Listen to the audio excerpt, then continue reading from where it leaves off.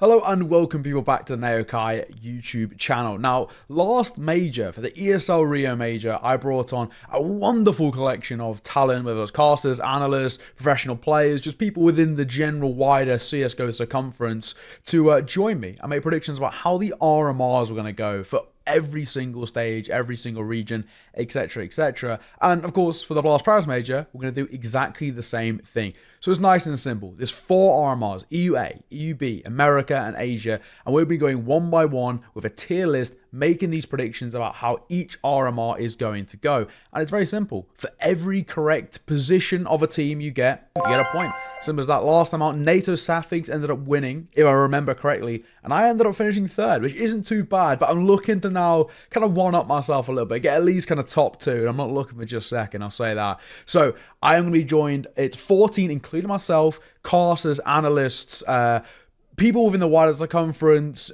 professional players as well. We got a cheeky little professional player in, and I'm trying to get some from every single region as well. So we got an Aussie coming in with Conky, we got some Americans, Paladin, Cole, etc, etc, and of course some Europeans like myself to kind of, I guess, give a broader perspective or a variety of opinions. Either way, we've got a bunch of videos to be going through. I will have the timestamps as well, so you can kind of skip through bit by bit. But yeah, and then of course I'll release mine towards the end. There will be a leaderboard as well that will kind of pop up on screen at some point, probably even now, which will kind of show how things are going to go. We're going to be doing lots of updates of the leaderboard and all things like that over on Twitter. So of course make sure to follow my Twitter somewhere below, at Naokai, NE0KAI. And at the end of the RMR, when we have the results, when we've counted out the points, of course I'm going to put the official final leaderboard somewhere on Twitter and kind of congratulate whoever is winning, but i.e. me. Well, anyway, before we get underway as well, if you're new around here, make sure to subscribe and all the good stuff. But we're going to jump in towards the interviews. And if you want to see mine, I'm right towards the end. See you in a minute. I'm joined by Twitter's very own Aizyesque, and of course ESO employee, the man, the myth. Thank you very much for joining me, Elliot. How you doing? Yeah, not too bad. It's bit tired as usual. I'm a very busy man, as you can imagine. Yeah, of course. A lot of shit posts to do. We'll get straight into the shit talking. That is the tier maker. We've got to start at the top. You've gone for 1 win in Legend stage. Now that is definitely probably one of the roguer picks I've seen across the board. Talk me through that one. Look, Boomage has already won 1 major. And now he's, free from the shackles of what held him back in the past. We won't go into that. Now he's free from those shackles. He's going to lead another team. I mean, 1Win are a very talented team. They've got a lot of talent. There's always one Russian team who massively overperforms. I just got a feeling it's going to be 1Win. Like, Deco can probably not flame his team for the entirety of 1 RMR, and they'll be fine, and they're going to win. Like, this group is kind of... a lot of the quote-unquote big teams are very fallible, let's say. A lot of soft underbellies in this group. Yeah, it's going to take somebody to go through it. Speaking of, right, in terms of soft underbellies, we've been looking kind of in towards the middle of the pack. You've gone for the likes of a B&E and a Falcons. B&E, I think, is a little bit more secure. Falcons, potentially a bit of a rogue pick, but French bias. And then, of course, Fnatic Mouse. But then below them, in the last chance, not much faith in the likes of an OG to kind of maybe topple over a Falcons? Oh, I've got no faith in OG whatsoever. I actually... was probably higher on OG than a lot of people, but with Nexus stepping out, nobody knows until when. True. Nico in-game leader, I'm not convinced. They're again very soft underbelly on this team, and I can just see, like, can you imagine if they have to play like BNE in a 2-2 game? It's not happening, is it? Are you betting on OG? Because I'm certainly not. I know, I feel that. No way. When the chips are down, I'm betting on BNE over OG in the major cycle every time. I got to agree with it. And then, we were talking about shit talking right at the bottom, both the UK teams. Elliot, come on, man. Talk me through this. We need to grow up. It's not going to... Like, look at the outpouring of emotion when they even made the RMR. Like, they're clearly obviously not going to do anything. Like, it's just... Do you think they get 1 win? Do you not at all? Not even a single victory? Viperio just changed a player as well. Yeah, twice. Yeah. Yeah, like... you can't expect anything more. Like, I've said there's a lot of soft underbellies. They've got a soft, like, hard outer shell. They've got no chance. No chance. Fair enough. I'm somewhat patriotic, but I'm not going to take the piss. Okay, right. Fair enough. I guess I can understand it. We'll go on to EUB. And this time we'll start at the bottom. You've gone for kind of course, the likes of Monty 500 Nation. I can sort of understand that, but nip and big and bombs out. Talk me through this one. I think like that one, that's a bold statement, Elliot. This one took me a while. I was looking at it and I was like, I really think Eternal Fire will qualify. I think they've got something about them. And then I looked like Jerry always does it in the major cycle as well. So I was like, if I'm going to put those two through, and I'm looking at 9 and thinking they're on a bit of a streak. True. And I'm thinking, well, somebody's got to miss out. And it came down to Astralis, Ents, Nip, and Big. Now, I don't rate Astralis, but if there's anything Blame F and Device can do, it's beat on kind of crap teams. Okay. Which this group has enough of them for them to just like steamroll through. Like, they'll beat anyone in the bottom 3. They'll probably beat 4s or somebody like that, and then they'll get through. Ents, just too much quality. Whereas NIP, they have config and res. Do you know how Quicksilver that like duo is? They could just as easily go 0-3 as 3-0 because they have 2 ridiculously aggressive riflers who are very inconsistent. It's true. And they haven't had all that much time together. They're missing Hampus, who was their best player, and the main reason they were any good in the first place. I just have no faith in them doing anything. Big, that one's probably, that one's more of a gut check. It's more, I just kind of, I just don't trust it. I don't trust them anymore. Like with Searson, I think they would make it through because I think Searson's actually quite underrated. I agree. I've forgotten how much he can carry this team. Tabson's not in great form. They're going to be relying on Crimbo and Keto, who's again like not the most reliable player. I don't know. I just kind of think there's always upsets at the major. Jerry has done this over and over again. He always, no matter who he has on his team, he always sneaks through 3-2. That's it. I think maybe I would swap Big and Aurora. But I think Aurora will be very, very close to qualifying. I think that'll be quite hard to beat. I mean, we'll go to the top as well. You've gone for the likes of Spirit Heroic, Cloud9, above the likes of, G2 or Vitality. I mean, that's quite a bold step as well. How come you haven't got as much faith in the likes of a Vitality or G2? G2 keep losing to Cloud9 when they play them. True. And I just think early on in the tournament, if G2 you can level up quite a bit, but they are a little bit less consistent than Heroic because of Heroic have this very, very consistent system where even if one of their players isn't playing well, they're all right. They just have so much information, they just win the game anyway. Whereas G2 don't play a super structured game, so there is chance for them to get upset by an underdog or by somebody like Cloud9. You could even call that an upset. I think the top 3 are just a bit more structured. Be Spirit, Heroic, and Cloud9. I think they're just a bit more structured. And you love Chopper. I do love Major Chopper is completely different. Like different major cycle Team Spirit are very different to like regular season Katowice Team Spirit. Yeah. Very different teams. Like, and they do play with a lot of structure. And I do think in a Swiss system where going 3-0 matters more than going 3-1. I do think that counts for a lot, and I do think the more structured teams over 5 games, or I suppose 3 games, will just show up a little bit more. Okay, I like it. We'll go and touch on over towards Americas as well, and the bottom of the pack we don't really need to look towards. I think the vast majority of people have agreed with that, but towards the top, in terms of obviously there's only one space for Legends. You've gone for Liquid above the likes of maybe a Complexity coming through. How come kind of Liquid for you are kind of your surefire at number 1? Firepower wise, they just blow anyone else out in America. Even if you disregard the fact that they have more experience at this level, even if you completely disregard that, like your Kindar, Elige, Naflight, nobody comes close to that in the Americas in terms of firepower. Your Kindar has his downfalls when he gets deep in tournaments against great teams. There's no team in this RMR he shouldn't be dropping 25 kills on. Agreed. I think another spicy one, of course, that you've gone for Fury and not making Challenger stage. Now, talk me through that one. You've gone for kind of maybe a couple more Rogue picks coming through over them. Talk me through Fury not making it. Fury are spiraling. They can turn it around. And the only reason if they do go through, which, a lot of people say they will. Yeah. it'll be because Chaos Arato is one of the best players in the world. If Agreed. not, he's probably top 3, top 4. He is phenomenal.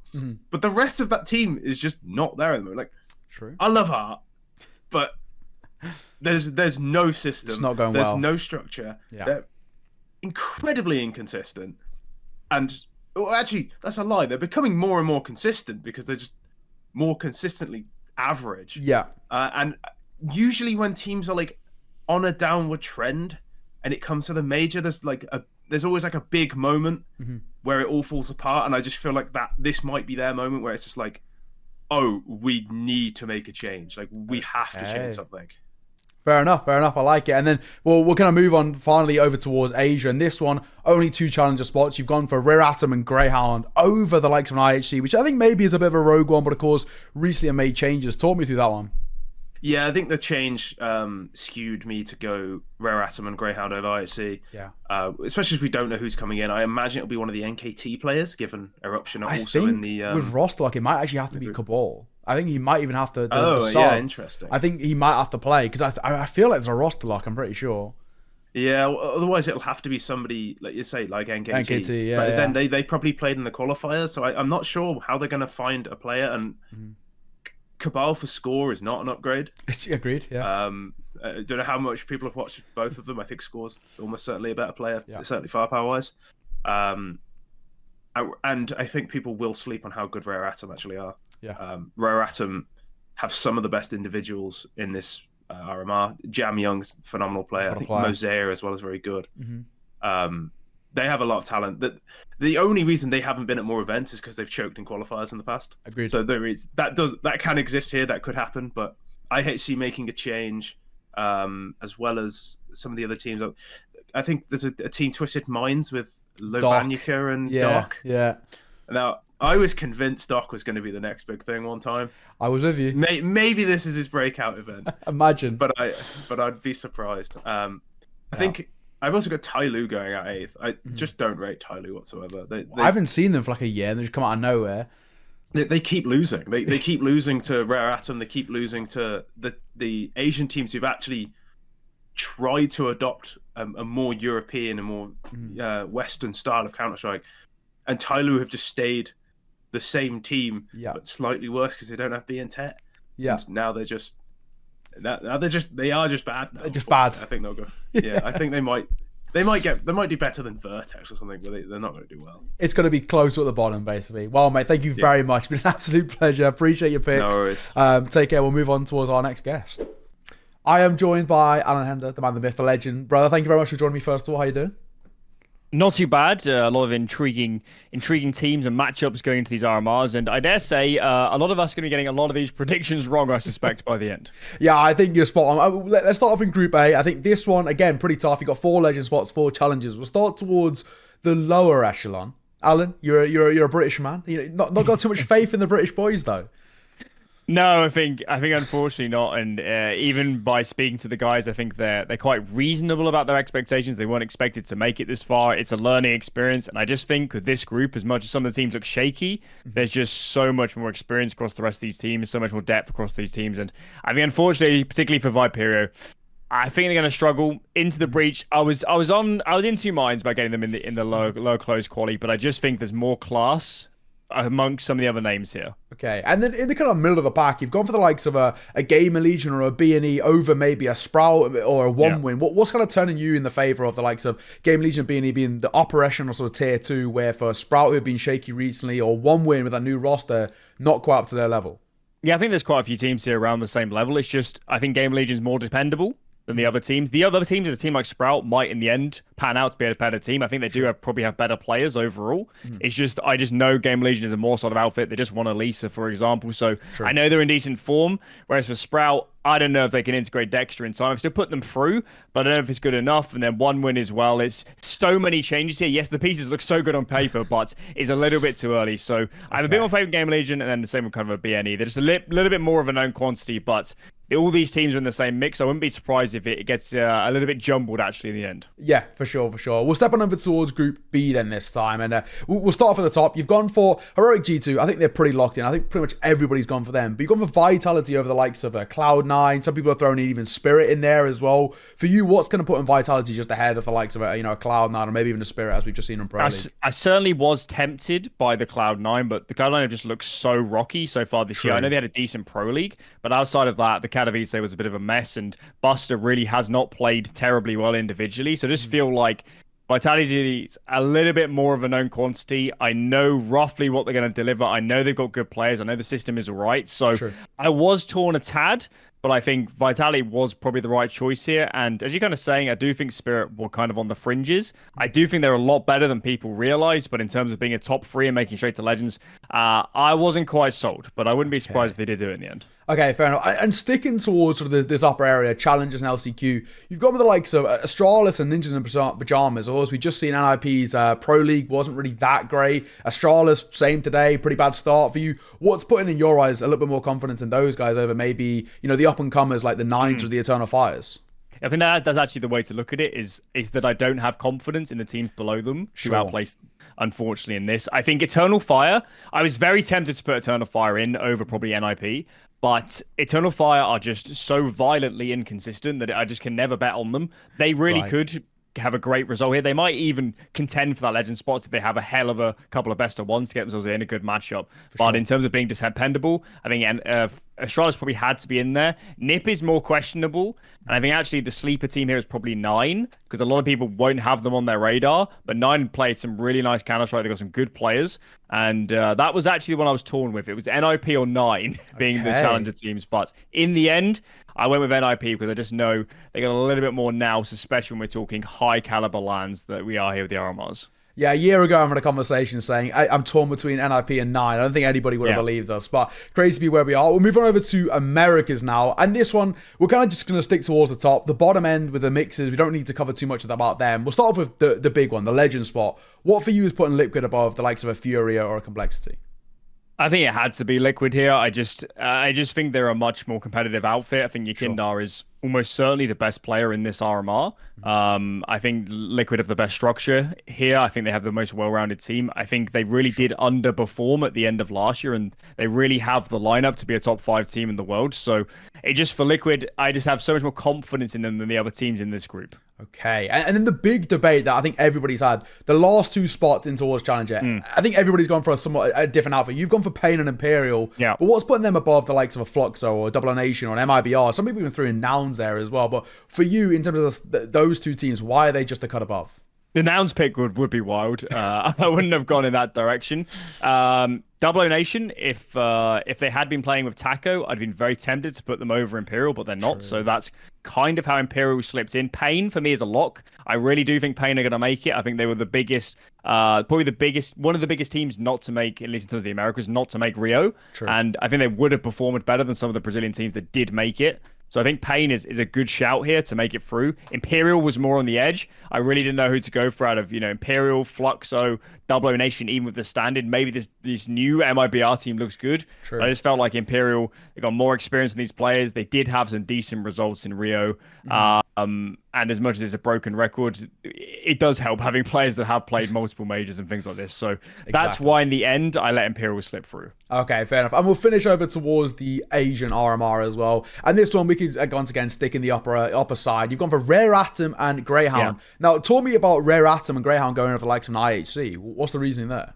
Well, if I actually had their regular lineup, it would have been much harder to call this. I think, honestly, I'm quite convinced that Rare Atom are the best team in this region, and they have been for the last 9-10 months. It's just that they haven't always qualified. Maybe they have a bad matchup versus a team like IHC. But I do think Rare Atom have the highest ceiling of any of these players, any of these teams. I think Mercury and Jamio might be some of the best players in this region. So Rare Atom was an absolute lock. I'd be stunned if they don't perform really well at this RMR, especially with a more flushed out format.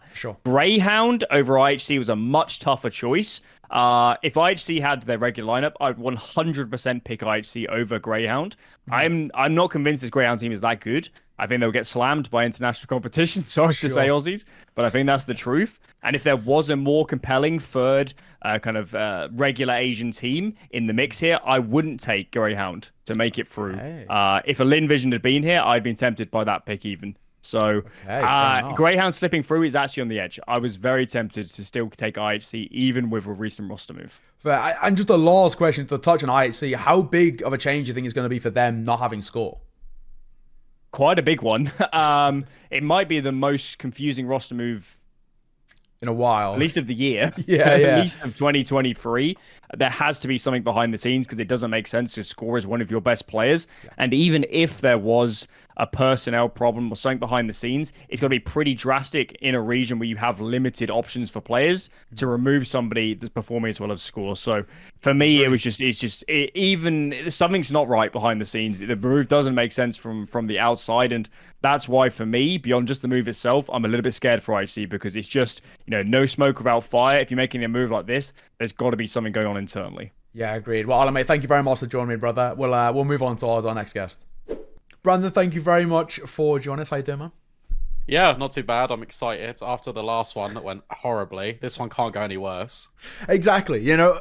Only up from here. Let's go straight into them. We'll start over, of course, in EUA. And let's go for the top, right? Immediately, I'm seeing Viperio in that number one space. Talk me through that one. Of course. It feels a little bit biased, mate. I don't know. I think it's just obvious, to be honest. I don't think that there's any other rationale apart from they're obviously being legends. Yeah. They're beating out the likes of everyone below them. In fact, I put them right at first on the top of the line because they're going to finish in first, mate. It's just clear.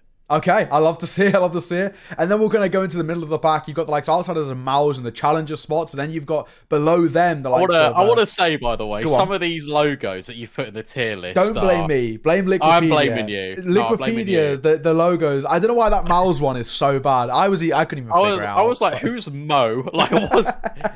Well, talk me through how you've got kind of Outsiders and Mouse above the likes of maybe like a B&E or a bit of a Dark Horse or OG.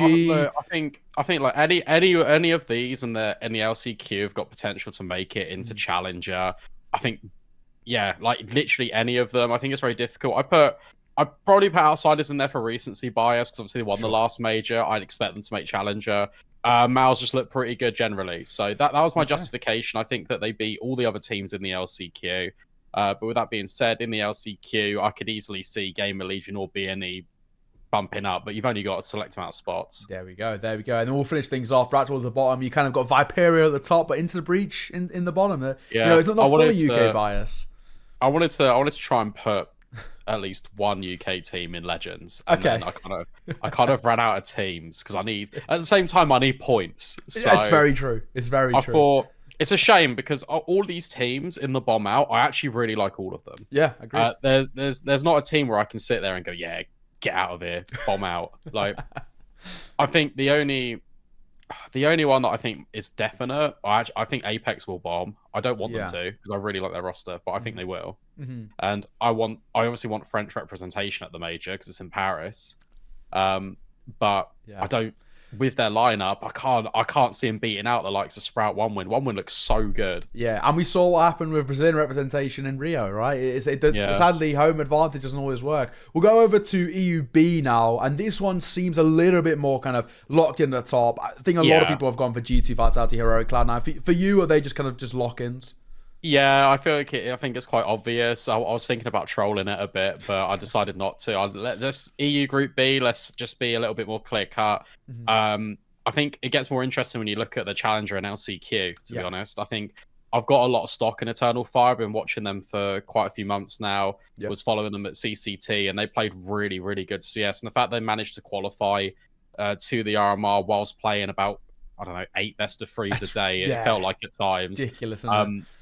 And the thing is, they looked good in every single best of 3 I watched them play. So I think for that, they'll make it through to Challenger. I think Spirit, obviously, you got the Dragons in Challenger. Of course. And then LCQ wise, I think it's quite obvious. I wanted to put Astralis through. I think Astralis will make it this time. I didn't have the heart. I didn't actually have the confidence to put them in bottom out. So I've let them through this time. And then the one glaring one, big in toward bombs. Talk me through that one.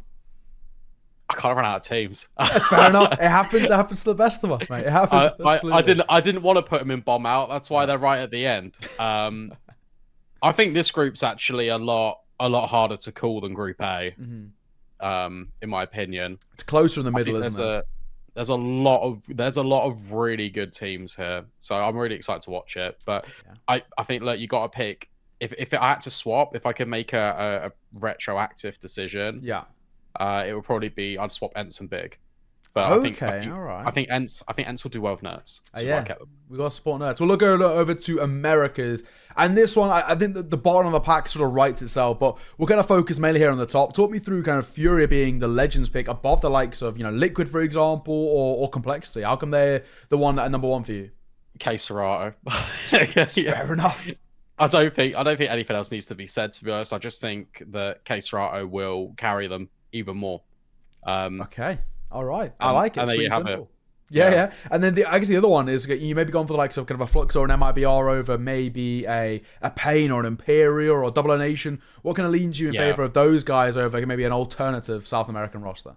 Flux have been dominating the scene in South America. I think that they've won every single CCT South America. So they've been performing unbelievably well. They made a roster change. They've only got better. I feel like Pain kind of peaked at Melbourne. I feel like they haven't really done too much since then. I want to be proved wrong because I really like the youngsters on that roster, but I don't think they've got enough right now to make it through to the Challenger. And the MIBR Imperial one, I guess that's the other contentious point because I've left Imperial out. The only reason for doing that is because simply I like what MIBR have done with their roster, so I put MIBR in. Fair enough. No, I got to respect it. We'll finish things off over towards Asia, and a lot of people kind of gone a similar route in terms of the two Challenger teams. You've gone for IHC Greyhound. Just talk me through that one. Kind of why IHC Greyhound over the likes of maybe a Rare Atom or a Tyler, of course, who are kind of now finally back in the scene? I mean, I know IHC have just made a roster change, but I don't know what's gone on behind the scenes there, but IHC look good. Even with kind of the changes not being made, with Bartak looks pretty solid, Annihilation looks really good. So I feel like they'll just make it through. I think they're still the strongest team in the region. And Greyhounds, the boys. I didn't back them last time. I got to back them this time. There we go. Fair enough, mate. I respect it. Well, thank you very much for joining us, Brandon. We'll move on to our next guest. I'm joined by the representative from Australia. I'm joined by the mighty Conky, brother. Thank you very much for joining me. Pleasure as always, mate. It was awesome the last one, so I'm keen to see how many I can get wrong this time round. Let's get straight into it. Of course, as per usual, we're going to start over towards Group A. And this one, we'll start at the top, right? You've gone for the likes of maybe, Mao's coming in towards the Legend stage over the likes of kind of a Fnatic or an OG. What's the thought process there? Why for you is Mao's? Is it a little bit of Dexter bias? A little tiny bit. And also they did really well at the major. They showed a lot of promise. They are yet to sort of show the rest of what they've got in the ESL Pro League, obviously, because they made the step through. So really hoping that they really step up because, I've got the faith, Okay. And then, of course, Sprout as well. I mean, their run of form recently has been pretty poor, but they've obviously now just got a new IGL, an Aussie boy as well. I mean, do you have the faith that he can kind of turn the ship around? Exactly. I do really think he can make it work. And obviously it's more of a project roster and a good opportunity for them to do it at this point in time. They've had some decently close matches so far. So again, I think they can really do quite well.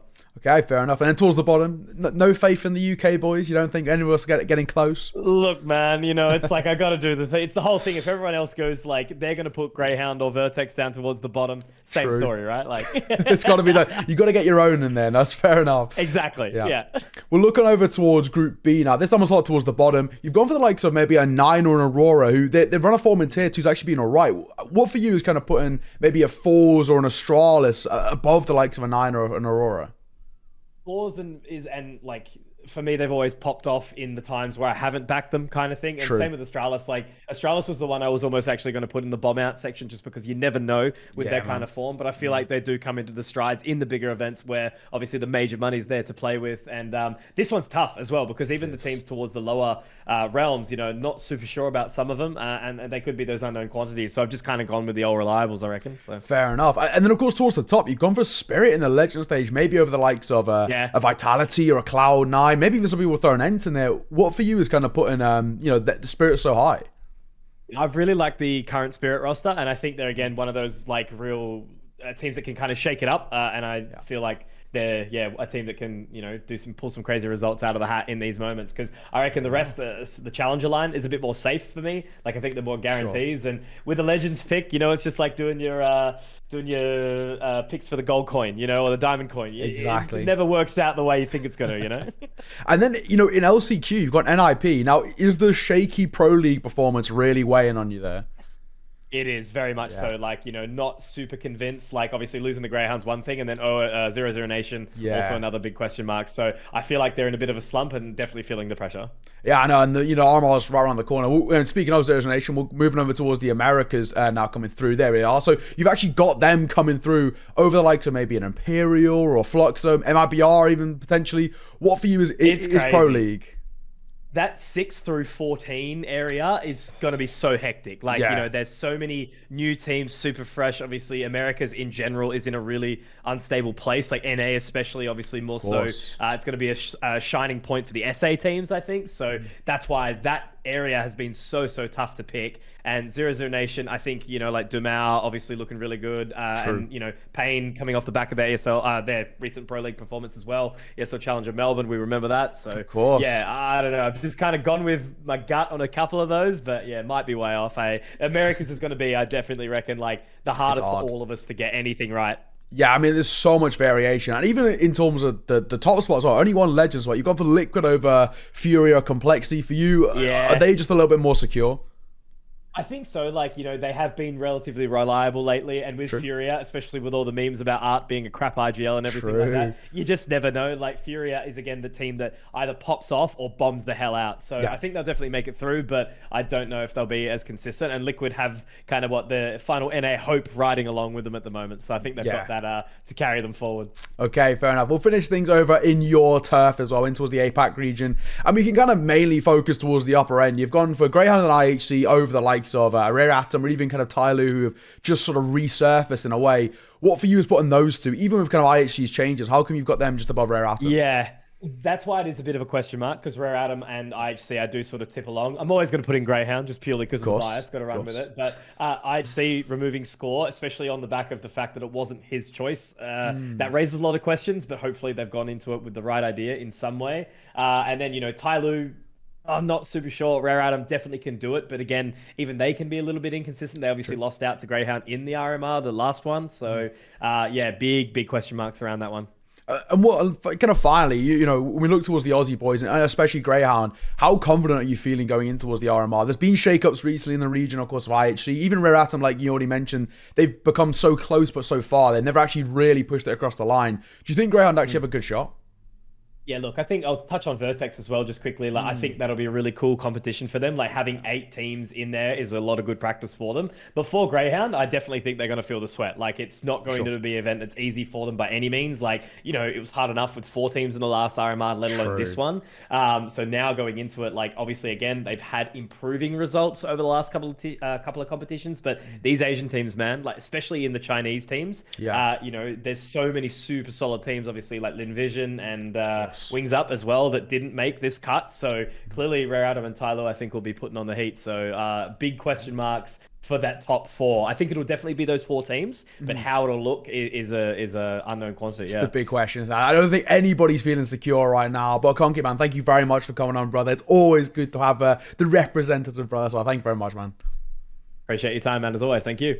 Easy. I'm joined by NA's finest, the mighty Mike himself. Brother, thank you very much for joining me, first of all, taking time out of your day. Yeah, happy to be here. Happy to hop on, try and win a leaderboard. I don't know what I get if I win. I know that the drinks are on Neo, whether I win or lose. But, I want a little trophy if I walk away with the dub. Funnily enough, last time we made a little diamond coin with my head on it. So we probably do something similar, something along those lines. So you might get one of those. Who knows? We'll jump into the tiers themselves. We'll start off with EUA, as we've always been doing. I'm looking towards the bottom. The first thing that glares out to me, got both the UK boys in bombing out. Talk me through that, Mike. No faith? What can I say? I've watched a lot of UKCS in my time. Probably not as much as you have, but I've watched enough to know that getting a lot of faith in them to make a dent in international Counter-Strike is a bad idea. So I just haven't.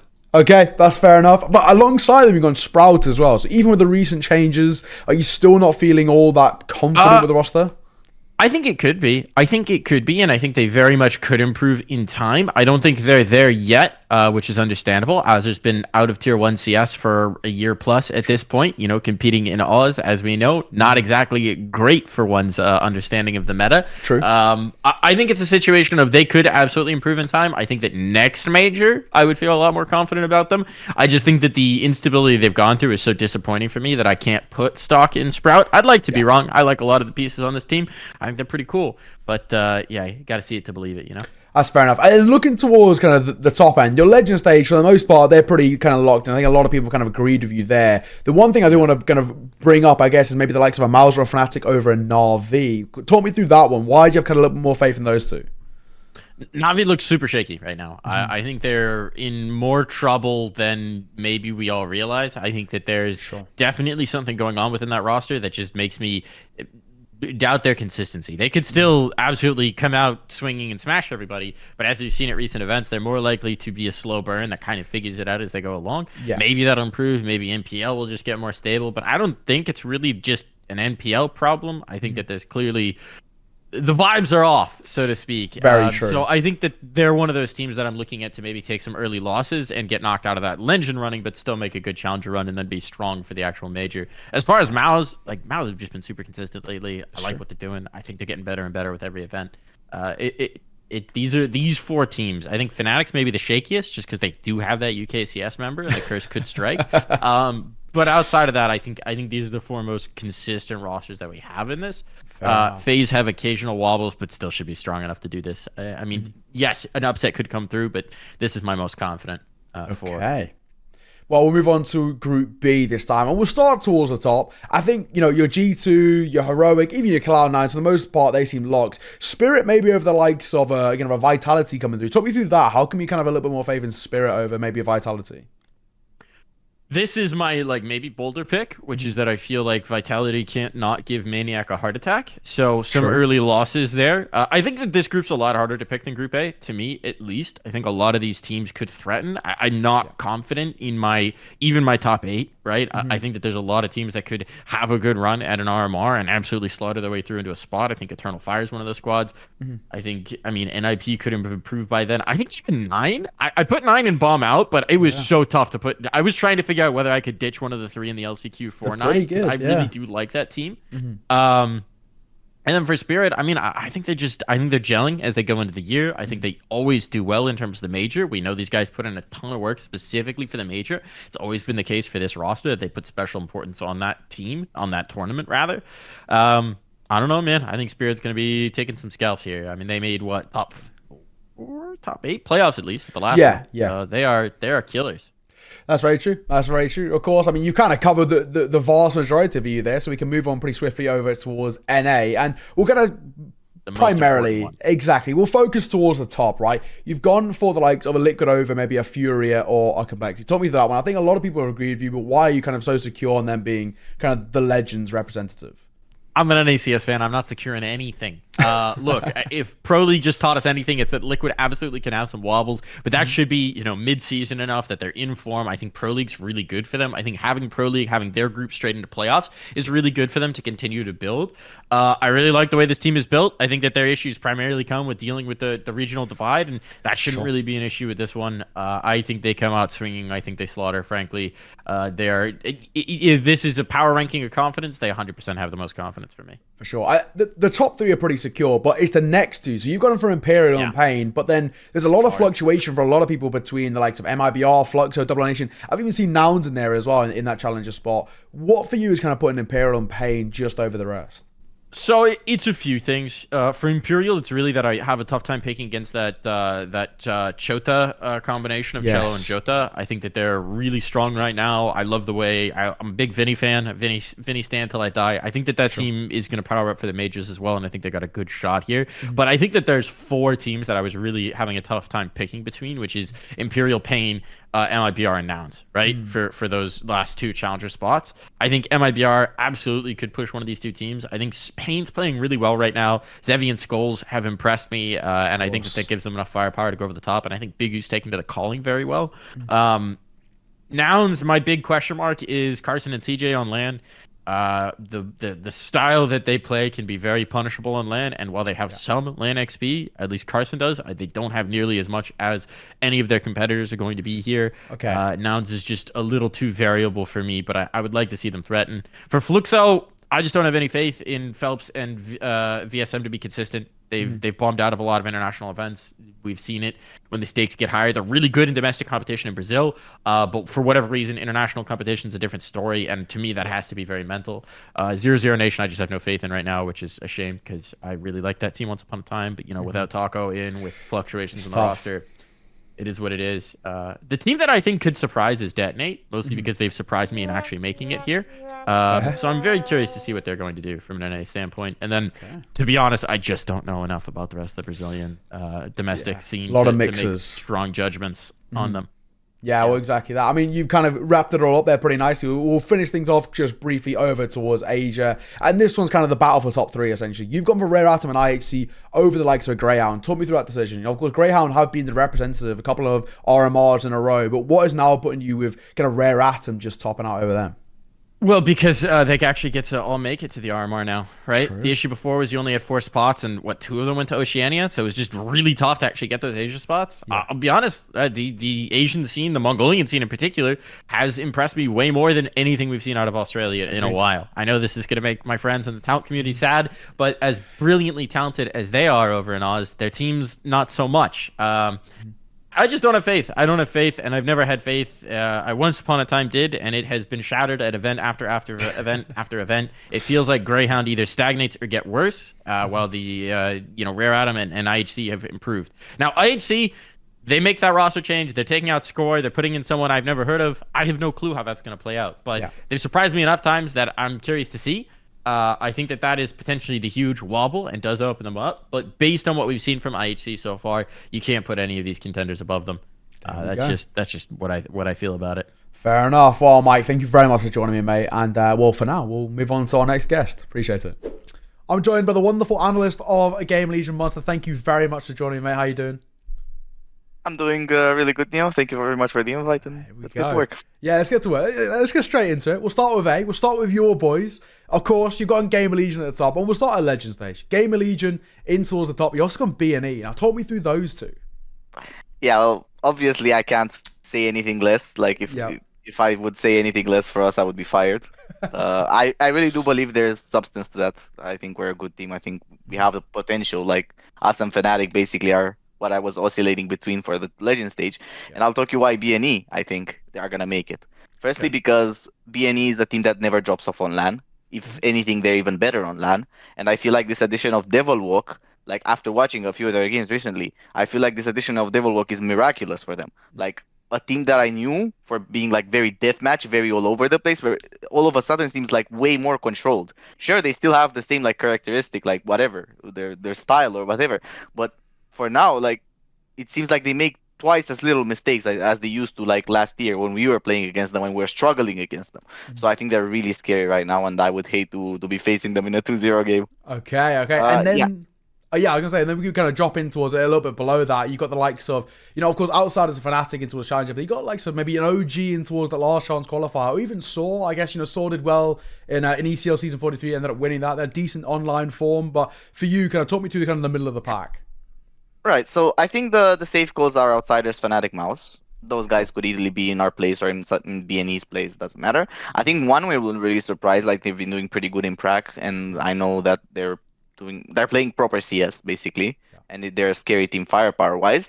I think maybe OG is a bit underwhelming recently, and also Saw. They're also a bit underwhelming in the sense that they could do much better, but this team is a very scary team because they're, in my opinion, a top 3 team in the world when it comes to just T-sides. These guys are something else. I know a bit from inside of how they prep T-sides and stuff, and their stats kind of show that as well. Like, they're incredible T-side teams, and on LAN, it's all about how well you set the pace and how you do it on the T-side. Yeah, and the rest, not much faith in the rest of the pack here. I put Falcons just because they want to go to France. They'll have that extra, that plus one. That's fair enough. Okay, well, we'll move on to EUB then. And I think, towards the top, you've gone for the G2, Heroic, and Astralis. For me, the one that stands out is the likes of Astralis, maybe over Vitality or Cloud9, even an IP. Talk me through kind of Astralis above the Challenger teams. Yeah, again, I went for a hot take here. Yeah. Obviously, it's not like a secret recipe or whatever, but Astralis has been insane in Prague lately, and they've been putting up online results, which, in my opinion, having consistency online, it's really underappreciated, especially by the top tier analysts and stuff. They don't really pay much attention to this, which, in my opinion, is like a complete shame, because it's so hard to be consistent and play well online. And in practice, as I've been telling you, like their nuke and their overpass, it's tier 1 level. They have a lot of firepower in there, so I think that they're gonna surprise. And just because of this, I'm not necessarily saying that they're better than Cloud9 or Vitality or NIP, but I think just because people don't take them as seriously anymore, they're gonna do a lot of damage. Okay, and then we're going to go towards the middle of the pack, and you're talking about consistency. And for me at the moment, too, the kind of most consistent teams in Tier 2, Eternal Fire and Aurora, both of them have been very scary. Aurora, of course, winning that CCT Finals. Eternal Fire potentially winning that CCT Finals over B&E. Aurora went on, like a 25-game streak or something. For those guys, do you believe that they can still make it through that last chance? I want to believe. Same for Eternal Fire or whatever, but in my opinion, they still have to do it. They still have to prove it. Especially Aurora is the perfect example of a team that's super consistent, super hot online, but I still don't see the recipe for success when it comes to high pressure games. They haven't played as many high pressure games. They've beat us in one pretty medium pressure game. So I still have to be proven wrong on this one. I don't think they're gonna make it. I think they're gonna be on the edge. Okay. But I just don't buy it yet. A spicy take. A spicy take. Okay. And I'm putting Forza up there instead of an Eternal Fire or a 500 or an ENCE even, just because I really believe that Jerry is a very good in-game leader on adapting online. And if it's gonna come close, if they're not gonna get bombed out, if they're not gonna get smashed, they're gonna take the edge games like they always do. And I think it's their time to actually make it to a major. I love it. Okay, and then we'll move on over to Americas now. And this one, so the main first question is Liquid over the likes of a Furia Complexity. Talk me through that. I think most people have kind of agreed with you. A couple of people put Furia instead of Liquid, but talk me for you why Liquid. I just think Furia is too inconsistent. Even their in-game leader in their recent drama says that. True. Their style doesn't work if they're not hitting their shots or whatever. And there's plenty of opponents here that would make Furia not hit their shots. Like if all of these opponents in Challenger and Legends are hitting their shots, especially Liquid, there's nothing Furia can do to get into the game. So they can even lose to lower tier opposition. Whereas for Liquid, I can't honestly handle my heart say that they're gonna lose to Paqueta or Nouns or whatever. I just can't. Yeah, that's fair enough. That's why I put them above. And Complexity has the chance to take the Legend stage and steal it from Liquid, but that would mean I would have to favor them in the best of 3 against Liquid, which again I cannot do. That's true. I think that's actually very smart thinking. And then we look towards an Imperial Fluxo, and I think this one for me, I can massively see where you're coming from. But explain your thoughts and your reasoning behind going with Imperial Fluxo, maybe over the likes of an MIBR. You also have some decent form. Pain, while it's been inconsistent, have put up some good games, or Double O Nation as well. Talk me through them. Well, in my opinion, when it comes to Brazilian CS, it's very simple. Everyone knows who their daddy is. And that's it. At the end of the day, no matter how hot recently you've been or how good at CS you are, you're still going to have that mental block if it comes to a 2-2, 16, 14-14 game in the end. Complexity saw that. I think this time they're going to make it through, but Imperial is always going to come out on top of close Brazilian derbies. And I've been favoring Fluxo because I think they have maybe not significantly, but considerably more firepower than the people below them. Yeah. And if there is a Brazilian team that I'm backing for a quick 2-0 in the best of ones, and then scraping away a best of 3, I'm backing Fluxo instead of a Pain or whatever. That would be the next. Okay. Content. And for the NA teams, I just don't know enough to be able to believe in them. Detonator. Yeah, that's fair enough. We'll finish things off over towards Asia, and this one's pretty simple. We'll kind of just talk through the bigger hitters. You've gone for the likes of Rare Atom and IHG. Talk me through maybe the likes of Rare Atom and IHG over Greyhound. I think those three are very interchangeable. But how come for you, Rare Atom and IHG just kind of pip Greyhound at the post? So, short disclaimer, I'm not specialist by any chance in Asian CS, but I'm saying that after watching online stuff, Rare Atom has been by far the most dominant team regionally. And even though they can translate that to LAN, or they couldn't previously, I think this change of IHC minus score, taking away score, which is one of their best performing players, I think that's really going to matter. And that's the main reason I didn't put them first, because they were a bit more proven than Rare Atom. But not right now, like I think Rare Atom has a crazy advantage over the likes of IHC in terms of firepower. And again, Australia CS, I put them third because if I would see them I mean, even history, I think, agrees with me that every time Greyhound and IHC faced, IHC came out on top.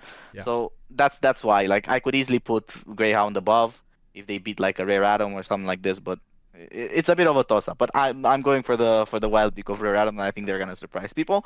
And obviously, I put here Twisted Minds. I think it's a Loba's team. With Doc. And it would be pretty funny. They made a major, and I don't think they're quite bad. Like, tactically, they're awful, but the problem is that they have enough firepower, and in these Asian regions, it's not as crazy as you might think in terms of firepower. Like, the people that play FPL and stuff could get away with a lot of shit in those regions. So exactly. I'm putting them there. Okay, I like it. Well, man, thank you very much for joining us. We'll move on to our next guest from Munstur. I appreciate taking your time. I'm joined by none other than that Paladin himself, the GOAT, my man, NA's representative over here. Paladin, how you doing? Thank you for joining me. Excited to be here. I mean, I had fun last time. I took some very brainy picks with like doing the actual matchups, but we don't have that this time. So it's all just off of base knowledge. And exactly. I'd like to see who the actual cream of the crop is this year. It's pure gut feeling. Pure gut feeling. Let's get straight into it. We'll start with Group A. And I think with this one, for the most part, I think it's actually pretty standard picks across the board. There's a couple maybe which we can question. I want to bring those up. So first for me, that kind of really rings out is the likes of maybe a kind of a Gamer Legion or an OG and Challenger above the likes of maybe a 1-win. I think that new 1-win side, some people see them as quite scary. What makes you kind of think that OG or Gamer Legion are kind of just a cut above? So Gamer Legion, I'd like to think that they've done the whole rigmarole of going through this major cycle once. They still have a very confident IGL in Shuhei. I definitely feel like IGLs are going to be hot and heavy, being the hottest commodity at this cycle, just because you have your shit together going into these big name tournaments. And I think Shuhei's always been up to the task. And of course, I mean, Acor has still been performing at a very high level, and I feel as though that Gamer Legion should be able to eke their way through 3-2, at least with the level of competition that's here. And even though OG don't have their IGL of Nexa, I still think that they're a very competent side just with their amount of firepower that they have. It's really hard to go wrong with Neofrag, Dexter, and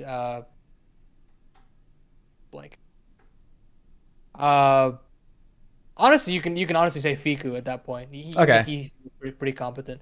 But I think that regardless, I think they can just kind of blow a lot of teams out of the water just by firepower alone.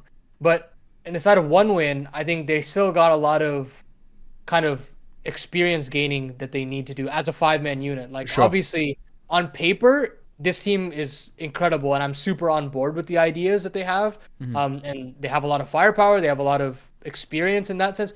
But as a unit, I don't feel as though we've seen the kind of consistency that I need out of them to kind of say they'll go through.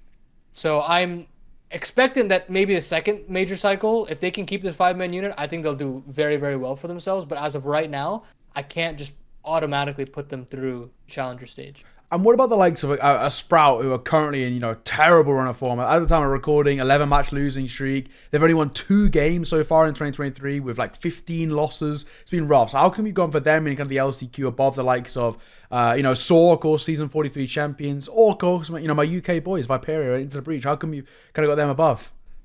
So I think the UK boys, again, need a couple lands under their belt. Like, this is the biggest tournament of their lives in a lot of ways. And they're going through, their own kind of turbulency in terms of roster moves and whatnot. And so I think that they're not completely at their full power. I think it's going to be a great experience for them to at least learn what it's like to play at the highest level. And I think they'll come back in the next cycle pretty comfortably. But as far as Bait is concerned, I think they don't have enough to kind of replicate the form that they had last time around. I agree. Just because I think they've got a lot of firepower, but now they're a known quantity. They aren't necessarily going to kind of burst onto the scene and Captain Kurtka and Wrinkle won't be these kind of revelations this time around. People will be prepared. And I will say, I think that Saw and Apex are very reasonable choices. And I think just the reason why I went with Sprout is because I think they have the confidence just on and off the server that they can win. And I think at this level of the game, I think it's super duper necessary, regardless of the run of form. I think you kind of have to look at the firepower that's on board when they are firing. Launex, Stare, Zyphon, Zello. True. I mean, all these players can really, really perform at the highest level. And Azure is not necessarily an IGL that you're bringing in that hasn't been at the highest level of the game, hasn't been to big tier 1 grand finals. Like, this guy knows when the pressure's on the line, how to play the game and how to lead a team. I think that's going to be very, very evident in the way they play and they approach the RMR coming into Copenhagen. I think that's going to be much more. I feel like it's a much more understandable quantity in comparison to like the likes of Kixan, who again this is his first LAN, and Saw. Again, I think they're also a bit of a known quantity in that sense. So even though there's a really terrible run of form for Sprout, I have faith in the kind of experience of Azure and the kind of amount of firepower that the rest of the side has. We'll move on to EUB now. And I think for the most part, this one sort of feels okay in terms of you can kind of distinguish really between the big hitters like your G2s and your Heroics, and then you kind of some of the lesser known quantities, iNation, 500, the kind of the more tier 2 aspects. But talk to me about the likes of maybe, we could have got Vitality not being in that legend stage, or maybe even the likes of an Aurora or a 9 who, really top contending talent in tier 2, but not quite making the LCQ above the likes of maybe a slightly shaky Fours or an Eternal Fire. Yeah, I think Aurora is the one team that I feel like is a bit of fool's gold as of right now. Like I love the form that they're in right now, and I love that we've got another 5-man unit that's kind of made their way to top scenes as a CIS squad. Yeah. I mean, they've got Lackey, they've got experience in that sense. They've got Norby as well, who played on that old Forwards roster. But then you look at the two newbies, Laddick and Selter, who are kind of bigger, heavier hitters that you kind of need to have performing at a high level. And this is going to be their first LAN. And I think the pressure is going to get to them. I don't necessarily feel as though they'll be just out the gates kind of at 100%. I think they need a couple more invites to these lands. They need to qualify a couple more times. And maybe things will work out. Maybe they'll get sold off to bigger and better projects. But I think that overall Aurora is probably going to be the biggest fool's gold. As of the other teams, 9 and 500, I think alongside Forza, I kind of have them all in their own category. And I couldn't actually categorize which one I wanted to go through. I settled on Forza just because they're the only team that have actually warmed into the year thus far with the CCT LAN, and that kind of experience would definitely help. Who's their new player? Result. Yeah, Result. Yeah, and I think just seeing the way that he performed on LAN, it felt like this was a very good warm up phase for him to kind of get the jitters out. And by the end of their tenure at the CCT LAN, although they didn't have the greatest result, I felt like he himself was very comfortable on the server, which is just a big deal to me. Yeah. And I think when it comes down to these RMRs, I'm always going to be putting LAN experience and comfort above kind of firepower and online form, just because, we've seen what it does to kind of these kind of teams that we looked at in the last cycle. And you have some that kind of make their way through, but it's not a safe bet in my eyes. And so I kind of just lean more towards experience. So that's why I go to 4s. And 9, I love them. I think if I had to pick a team that wasn't 4s, I'd probably pick 9, just because I think they have enough consistency and they've shown that they can qualify to big tournaments and they're not buckling under the pressure at that last hurdle. Yeah. So I think that of all the teams, I'm looking at 9. I'm maybe even looking at a 500, but I'm going to go just off of LAN experience, 2 of 4s, too, even an Eternal Fire in that sense, who showed promise at both the CCT LAN and EPL. I'll give you that. We'll move on to America now. We don't need to touch on this too much because the main real question is the likes of how come you've gone for Liquid above your Furious or your Complexities? What kind of makes you put them as a bit of a lock-in for you at the Legend stage? Domestically, I feel like Liquid always comfortably matches up against Complexity and Furia. I don't think there's really any map pool overlaps that they don't like. And overall, I think Complexity, I'm still kind of worried that they're going to have some demons coming into this RMR, just knowing what happened in the last cycle, falling short against Imperial. And I think Fury have got their own issues. I know the talk of the town is the questioning of Art's leadership. Yeah. And I'm kind of leaning towards that boat as well, where you've got a lot of firepower in Kesar and Yuri, and even Safe's kind of coming online now as well. But I think that overall the system of Liquid is just a little bit better. I can rely on some of these fraggers just a little bit more, and I think that I'll safely put them to go through, even though they can potentially lose to anybody. I think that I still feel comfortable in the core of their fraggers that when the going gets tough, when we get into those BO3 stages, they'll veto correctly and they'll put themselves in a winning position. Okay, fair enough. And finally, last one, Asia. Now, this one, of course, the only thing we're really focusing on is those 2 challenger spots. But how come you've got the likes of an IHC and a Greyhound over potentially Rare Atom? You know, they're kind of seen as one of the scarier sides in the region. What kind of makes IHC and Greyhound a bit of a shoe-in just above Rare Atom? I think so. I went with a little bit of like a heart pick here, just more of like a gut feeling with with Greyhound. I think IHC feels like a lock just because even if they have to find a replacement for Score at this point, I think they've still got enough of a baseline idea of how to approach the game that you can slot in another player. Like we've seen that very clearly with Bartak just getting slotted in before Katowice. He looked like he's been playing on this team for at least 3 to 6 months. True. And so that alone kind of feels like they're safe in that sense, that I don't think that there's going to be a huge shakeup no matter who they bring in. I mean, obviously, if it's like a super young player, maybe there's a world where he just is a weak link, but I find that highly doubtful because I think the skill in the Mongolia scene right now is just at an all-time high. And for Greyhound, I think that I think they've slowly started to find their identity now that they finally got to play a couple of lands with Vexite, who had been dodging a couple of lands. I'm not gonna say dodging lands, but he couldn't actually attend some of these lands because of visa issues and whatnot. But now that they finally have this 5-man unit, they've been going. I mean, they'll be at EPL as well, so they actually have time to warm into the land environment against top teams. And I think that might have just a leg up over Rare Atom, who have to play against domestic competition. It's always going to be tougher. And we've seen that even in domestic competition, they've kind of been struggling. They've not been the kind of all the way through just dominating the competition. There has been some rockier roads. They've been struggling against the likes of Tyloo, who, as we know, is in their own amount of kind of rebuild that they have to do right now. So if they're losing to that kind of side just domestically, when they go into that full Asian region, I think that there's a world where Greyhound can go toe-to-toe and just come out on top, eke out a best-of-3 win, and kind of qualify for the challenger stage. There we go. Well, Paladin, thank you very much for joining us, mate. I really do appreciate it. And, of course, for now, I guess we can move on to our next guest.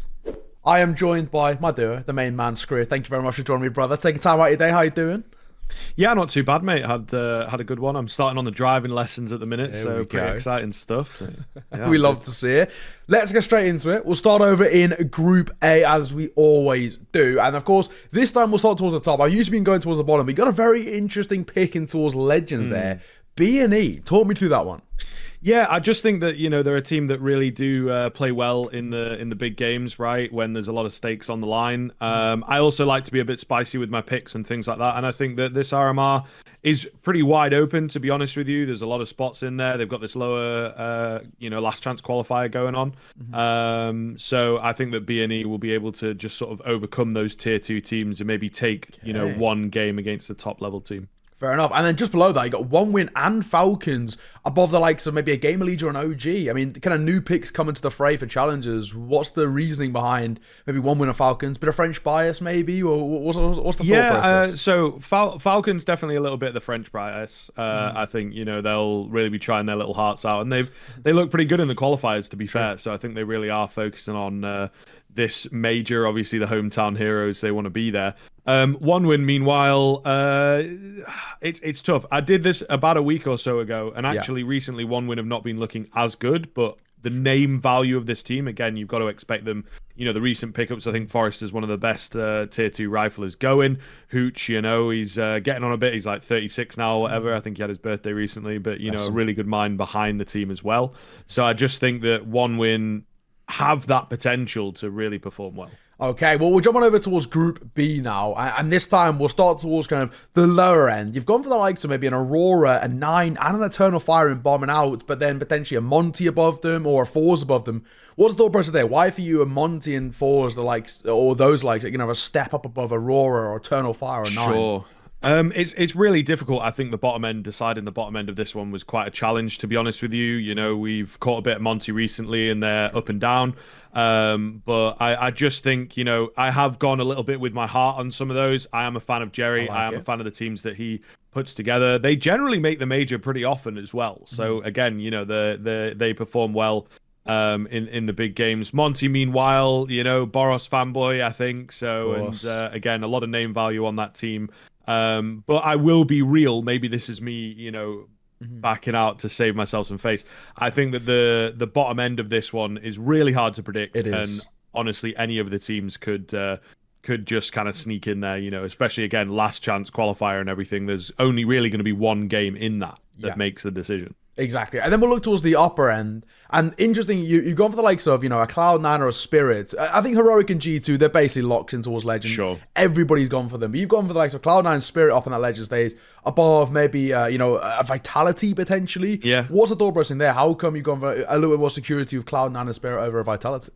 Well, I'm not too big of a fan of Vitality, to be honest. I haven't been for a while. I think that, you know, we have a few overperforms coming in from them in places. I just don't rate the team and rate the way that they've come together. They should look a lot better for the player that they have in Zywoo. Meanwhile, Cloud9, a little bit of recency bias on that one. They look pretty good at Pro League, so I think that's why I kind of threw them in there. And again, Spirit, I'm a fan of players like Patsy. I'm a fan of players like Chopper, so that is a bit more of a fan vote. Again, you know, as you say, Heroic G2 are the lock-ins, so it makes a lot of sense to have them. And then once again, it's not too easy to predict how the top end is going to go down in this one. It's a pretty stacked RMR in both groups, to be honest. Yeah, it is. We'll move on over to Americas now. This one, we'll kind of just focus towards the top, towards the bottom. A lot of mixes there, and they all kind of, it would just be a mess in towards the bottom. But towards the top, you've gone for the likes of a Liquid over maybe a Fury or Complexity. What for you is making Liquid the lock-in towards Legends? I think Liquid's form is just a little better. I mean, saying that we are very much just off the back of their rare atom loss, so what do I know? But at the very least, when I put this in, that's what I thought. So that's what we're going with, right? Is when I decided and made these decisions. And again, I love Yukindo. I think that he could bring a great deal, and I think that they will really ramp up going into the major. This squad, they generally have, you know, those big game players for sure. Of course. And then we're looking towards challenges. And the interesting one, of course, Imperial. A few people have gone for them, a few people haven't. You've gone for Imperial coming through, but you also gone for Nouns over maybe the likes of a Pain or a Fluxo. Right. It might be our Double Nation. Give me the thought process of Imperial and Nouns going above the others in 6th to 11th. So I think Imperial are the best team in Brazil at the moment. They certainly seem to be the most consistent. You know, really impressed with when we caught them a few weeks ago. I think they're really solid. Pain, you know, maybe could sneak in there for sure. And again, we've just kind of seen them at Pro League not looking too bad. Nouns, it all just comes down to Semphis, to be honest. It's a bit of a jerky pick. All right. My guy, you know, absolutely stacked. He inspires me every day because I'm trying to get stacked as well. So yeah, he's a big boy. He is. Yeah. So, you know, I just kind of thought I'd throw them in there. You never really know. But yeah, as you said, this one gets weird more towards the middle and the bottom side of the pack rather than the top. It's a pretty clear cut. I think there's maybe 5 or 6 teams that could definitely make it in. But I voted with my heart a little bit. I'm liking Imperial. Complexity, we're always behind them, and Nouns have, you know, got Semphis, so can't go wrong. Fair enough. We'll touch on Asia just to finish things up. And you've gone for an IHC and a Rare Atom over potentially a Greyhound coming through. And talk me through kind of why those two are lock-ins for you over potentially Greyhound, who have represented from this region before. Yeah, so I'm a little bit more a fan of the Asian Counter-Strike. IHC obviously have found a lot of success at previous majors. I think that Rare Atom, as we're again seeing in Pro League, are ramping up really well. IHC gets a bit weird now. Again, did this before they sort of announced that Score wasn't going to be with them as much or at all. So, you know, and I was a little bit like, ooh, yeah, maybe Greyhound, maybe not. But I just think I have a bit more knowledge of the Asian teams. I know how they play. And at the moment, I'm liking the way Asian Counter-Strike looks over Australian Counter-Strike, to be honest. That's fair enough. Well, mate, thank you very much for joining us, Skriv. And well, for now, we'll move on to our next guest. I'm joined by one of 2.5 times very, very own. I'm joined by Trav. Trav, brother, thank you very much for joining me. Thank you for having me, because we did it last time, and I love being able to put my opinion out there for it to get rinsed later. So there you go. How did you end up doing last time? I can't remember. was I like fourth? I was That's like pretty third good. or fourth or something, which is pretty good. Yeah, I think I was third, so you were either fourth or second, somewhere around me. So Okay, very fair good, enough. very good. Definitely outside the middle positions, then I think. Probably Okay, fourth. we'll see. We'll see how you carry on. We'll start over towards Group A.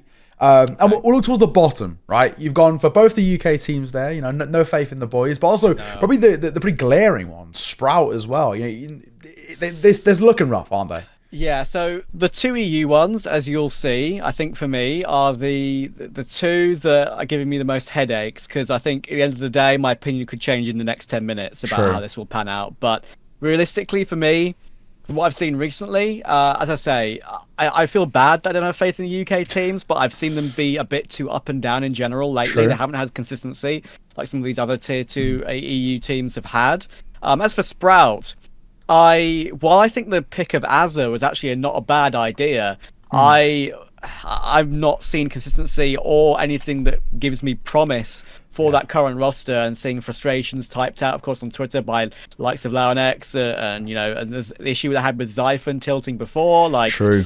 I'm not sure if anything like that will be fixed. I actually do believe in Saw a bit more than Sprout, which is a really weird thing to say, but genuinely I do. And as for the LCQ teams, as I said, these could bounce around. Sprout and Saw, for me, could easily just show up out of nowhere. Apex have had a good run recently. I believe in their experience, and that's why I've gone for experience in the LCQ teams. With Apex having Sticko, Nork and Jacob, Falcons having the old French boys, Kenny and MBK, and One Win now having Boomich. I think One Win are not there yet, but I still think they're the stronger of those three. Okay, and then looking towards kind of the top end, you've gone for an RV phase, Outsiders and Mouse. What for you is kind of putting them above the likes of a Fnatic or an OG? It's a really hard one again. Like, I was struggling to pick. As I said, even Gamer Legion in the Challenger stage, right? They could be a team that could easily just lose to a Sprout, or if a Sprout have a good day, right? But I still believe in them consistently in LAN. The Mouse thing, it's weird. I want them to. I think overall they've just had more LAN success recently than the likes of Fnatic and BNE. I think Fnatic are, as I've said in previous instances, they're sort of the tier 1.5 stopgap team, which Fnatic beat tier 1 teams sometimes, but also quite comfortably beat tier 2 teams usually. So that's why I've sort of put them there. If I was to pick one instead of Mouse, I would probably pick Fnatic. Okay, well, looking over towards Group B now, and this time we'll start towards the top. You've gone for the G2 Heroic, fair enough. Everybody will probably agree with you, but you've gone for the likes of a Cloud9 over maybe a Vitality. What's kind of putting you with Cloud9 over Vitality, or maybe an NIP or an ENT or whatnot? What's the difference there? It's a tough one again here. NIP, for me, absolute mess right now as when it comes to their Pro League results. I don't think they have a direction or an idea whatsoever. So I actually was tempted to put them in LCQ for a second, but I'm going to keep them going through because they just have too much experience. As for Vitality, I think they've looked really good with Jax. That's been obvious, but they are going to be bringing Dupree back, and I'm just not confident in that Vitality to be as consistent as Cloud9 have actually looked in Pro League. Cloud9 looked pretty decent. They beat G2, of course. They made it through. This will remain to be seen because Pro League will be over by the time the RMR starts, but still. So that's why I've picked those three instead. There's a little bit more belief in them. And towards the bottom end as well, you've gone for the likes of kind of a 9 over potentially an Aurora, or even Eternal Fire over the likes of an Aurora or a Force. What's the reasoning there? 9, I just firmly believe that the best tier 2 team right now. I would have said that about Aurora early on in the year, because Aurora had like a 15 BO3 win streak. But they've been having some questionable losses lately, and it seems like that they were always the sort of team that probably wouldn't be able to keep that up anyway, especially on LAN, let alone online.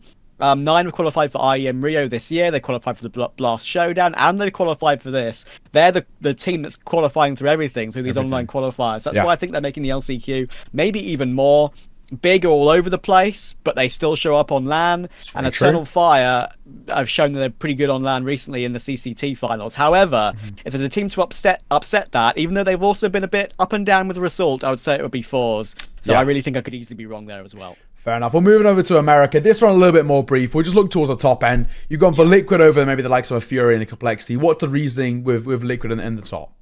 Liquid are the team that make the semi-finals all the time of these events. They haven't got that final push to actually win something, but they've always been the best team in their region, and I think that will continue. I was a bit shocked actually in myself that I've picked MIBR over the likes of even Pain and Fluxo. I was going to mention it, a big change, because obviously I did this a few days ago, and now Pain have looked pretty decent, and 0-0 Nation actually look okay. Never sleep on Skulls and with their Zevi, standing. I know it's so strange, and actually I also believe in Fluxo. I actually believe a little bit in those 3 teams, which worries me greatly. But I have gone for MIBR because their roster's been a little bit more consistent as of late. Okay, fair enough. We'll finish things off over towards Asia. This one again, pretty brief. We'll just look towards the top end. You've got Aizyesque and Rare Atom over the likes of a Greyhound. I think you're one of the few people who hasn't really put Greyhound going through. Talk me through that.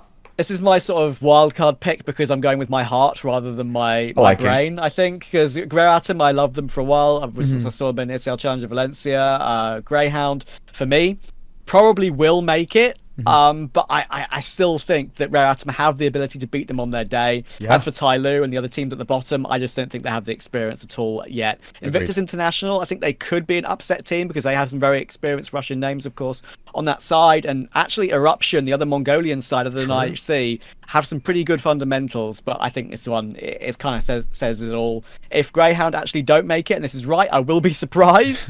But I'll be happy for Rare Atom if they are the ones to get through. Fair enough. Well, Trav, man, thank you very much for joining me, brother. We'll move on over to our next guest.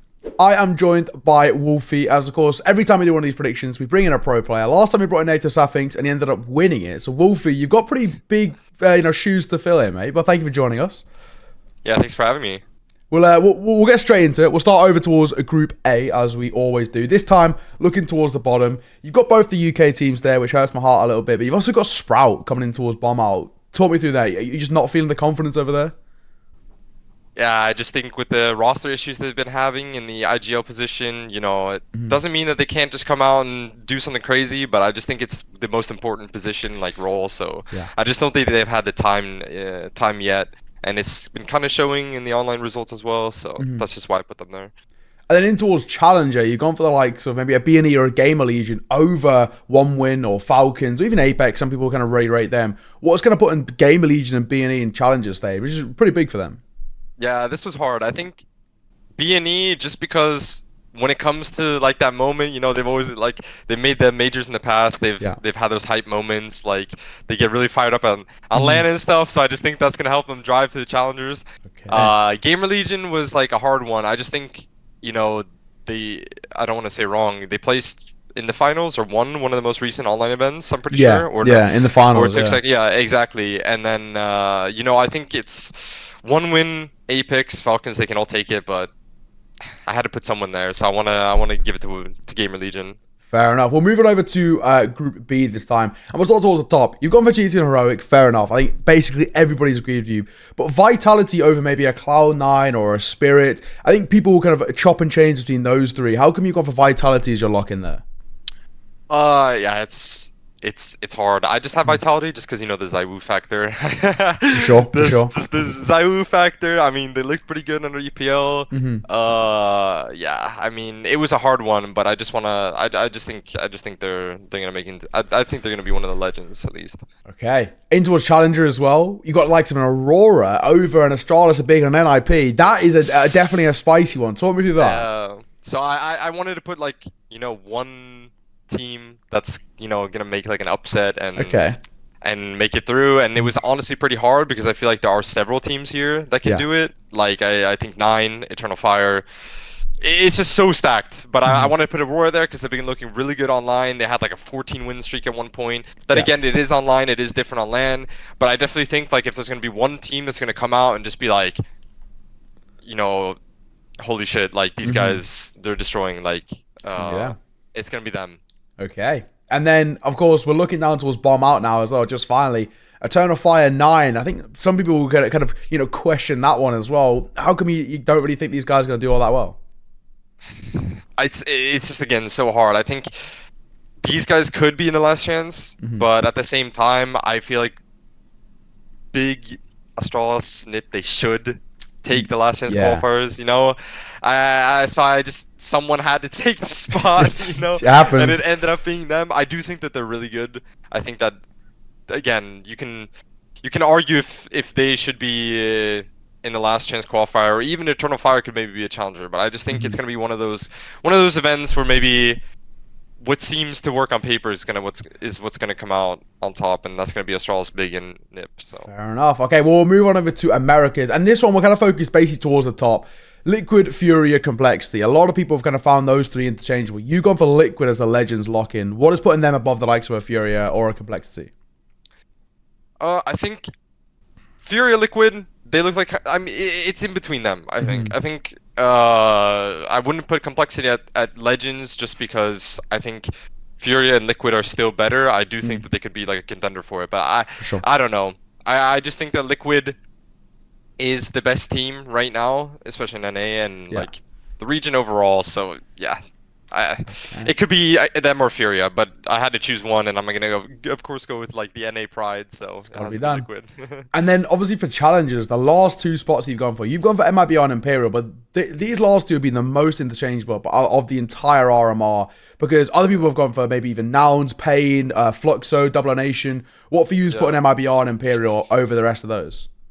MIBR just because I like the team, the way they look with Insanity. Actually, I think he kind of brings like that star rifler that you need in that team for sure. And yeah, Imperial, just because I think Imperial, you could really discuss if it's gonna be Imperial or like Nation, Fluxo, Pain, maybe Nouns. I'm not really sure, but I just think that it is LAN. It is like they do have experienced players, and they have been looking pretty decent. Like they've been beating like the Fluxo consistently over in Brazil. They've been in EU, so yeah, it's got to be MIBR and Imperial. Okay, and we'll finish things up over towards Asia. Once again, kind of focusing towards the top end. And basically look at the top three. You've gone for Aizyesque and Greyhound, who are the usual representatives, over maybe the likes of Rare Atom. Yeah. What's the thought process there? I actually had Rare Atom over Greyhound at first, but then I swapped it because I think the times that Greyhound and Rare Atom have played, or like when Rare Atom has been playing in their region, they haven't seemed like the hottest team. Then of course, like they had like some good upsets now in EPL, but I think when it comes to playing amongst the, like, I wouldn't say their level, but amongst their region, I think that's where like Greyhound and IHC are going to come out on top as the stronger teams. Okay, well, there we go. Basically all done and dusted. Wolfman, thank you very much for joining us. Taking time out of your day, brother. We'll see if you can, live up to how pro players have done it in the past, finishing off at the top. It's really hard, but who knows? Maybe it might be correct and like 100%, or maybe it might be completely wrong. I mean, that's the fun in it. So exactly. Well, we'll see on the 16th, basically, when it's all done and dusted. Easy. It's gonna be fun. Thank you, brother. Thank you for joining us. Thank you. Next guest we're bringing on is all the way over the pond from America. I'm joined by Cole, or otherwise known as is it Xner or Xner? How do you prefer to be called? Xner. Xner. There we go. There we go. Well, man, thank you very much for joining me, brother. How have you been, first of all? I've been good. I've been keeping busy there. A lot of casting. I just got my first like EU LAN or whatever with CCT Malta, so that was pretty cool. But it's been a good year so far. We'll start over with EU. We'll get into predictions straight away. We'll look in towards Group A. We'll start at the top.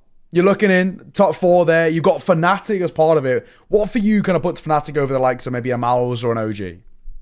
I just think like they have a really good structure, right? They're really sound when it comes to like the tactics. I think that really helps out when you're coming up against like some of the RMR teams. Now, obviously, I think this group super stacked, right? So they definitely got that going for them. But I do think like the structure is going to take them a certain distance, even if the firepower might be lacking. Sure. Looking towards the bottom, no faith in the UK boys. Viperio, ITB, no faith. See, the thing is, man, I was so impressed that Viperio were able to make it. I was like. That was shock to me. I casted them for the first time in like a CCT like open qualifier or something like that, and so that was my first introduction. Wasn't all that impressed, but man, they impressed making it to the RMR for sure. But I do think that's going to be the end of the road, unfortunately. Yeah, and it seems like not very impressed with Sprout either. I mean, a lot of people have got question marks about them. For you, do you just not have faith when it gets towards the RMR? Yeah, I mean, the good news is for them, they have enough time to maybe actually build up some structure, but. True.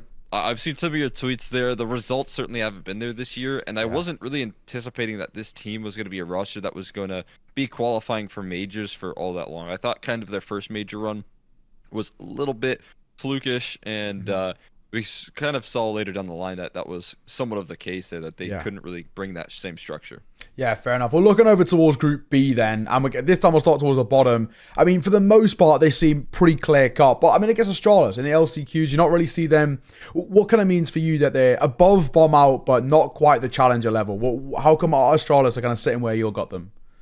Yeah, there's a lot of strong teams right now, man. This group is absolutely stacked. I have kind of maybe Aurora in the position where I think Astralis could potentially be, same with like Ints.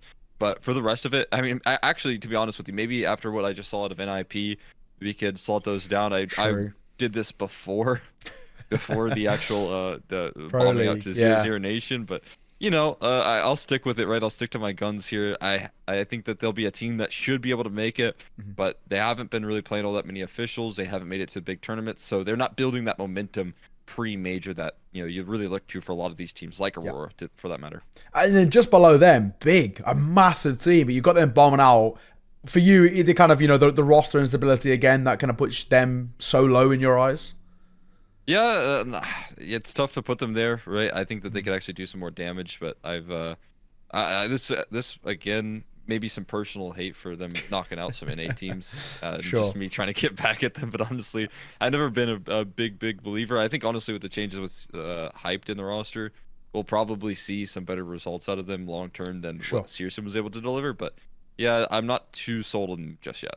Okay, fair enough. And then last question here, just towards the top, you've got kind of G2 Vitality Heroic. For you, in your eyes, what's stopping the likes of a Cloud9 being up there, or maybe even a Spirit or an Ents? Of course, we kind of spoke about Nip already, but how come those three maybe aren't making the step up into Challenger or into Legend even?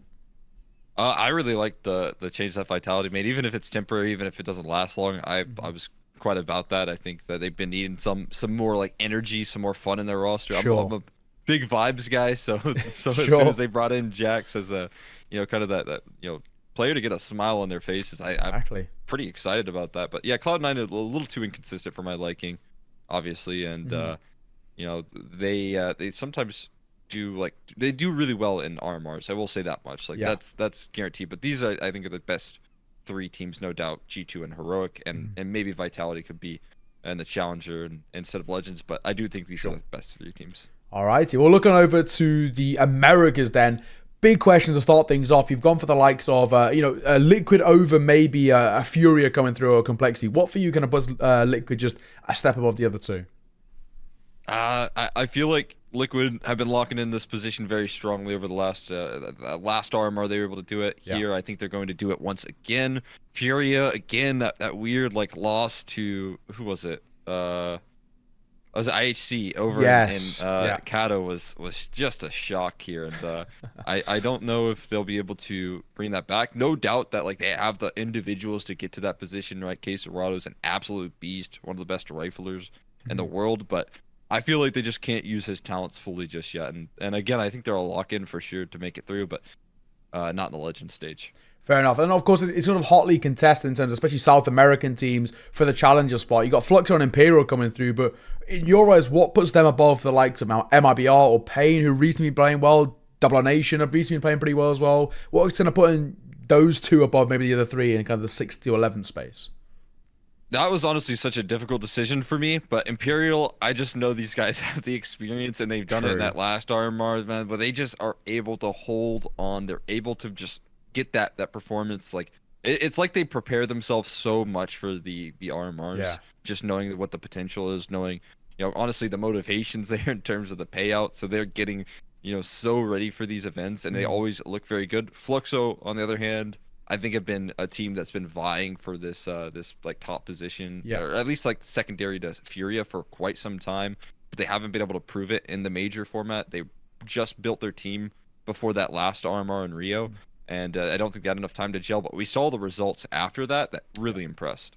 Fair enough, and we'll finish things off over towards Asia. This one relatively brief, all things considered. You've got IHG and Greyhound. In your eyes, what is putting them just above Rare Atom? I mean, that's the big one, right? Those three seem very interchangeable. For your eyes, why is Rare Atom third, just below the other two? Yeah, again, I feel like Greyhound just had a hell of a result. I'm a bit bummed to see them exit, but 0-0 Nation did a great job in closing out those last two best of three, so credit to them for making it on through.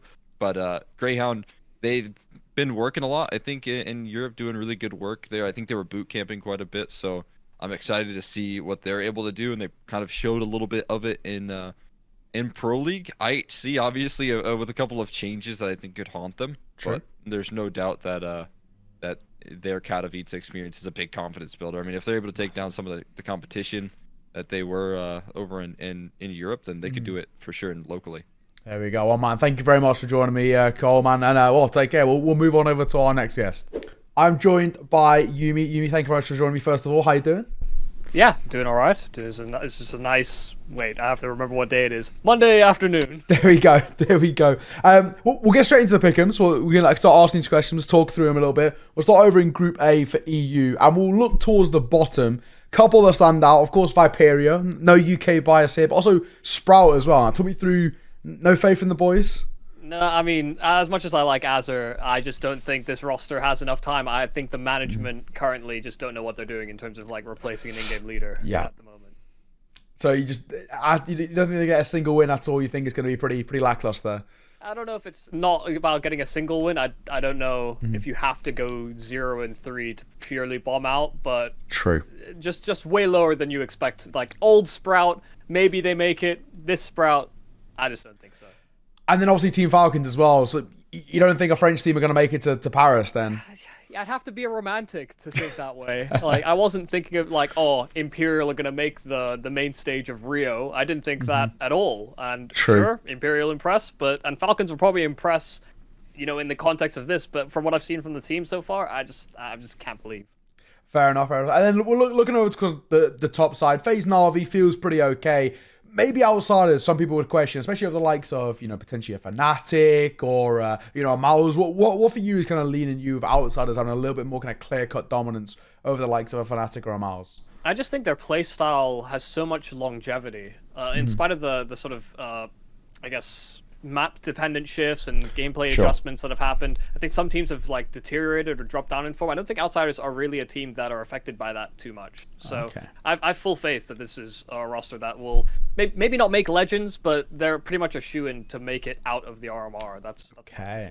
All right, sure. We're looking over to Group B then. This time we'll start at the top. You've gone Heroic G2 Vitality. Pretty fair enough, but over the likes of maybe a Cloud9, who a lot of people consider NIP, of course, we've just seen what happened in Pro League, but what's going to lead you with the likes of a Cloud9 maybe in towards challengers, or NIP or Spiro Ents? How come they're not legend status in your eyes?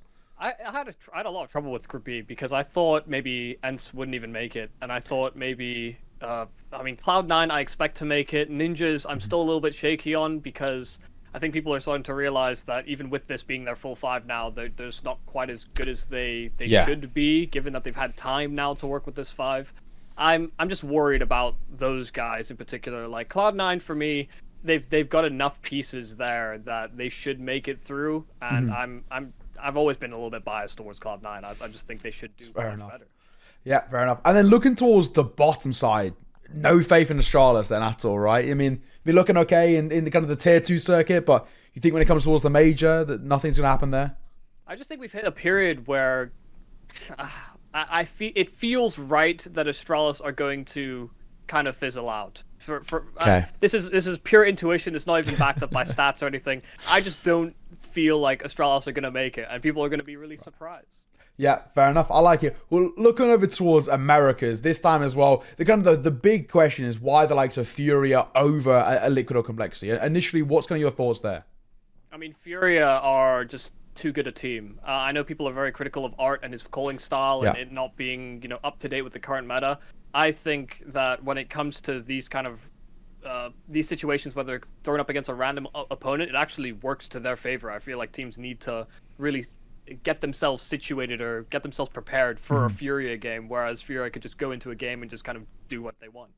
Okay, fair enough. And then in the middle of the pack, of course, into a challenger stage, I think Imperial seems like a bit of a shoe in terms of kind of dominance within, especially kind of tier 1.5 of South America.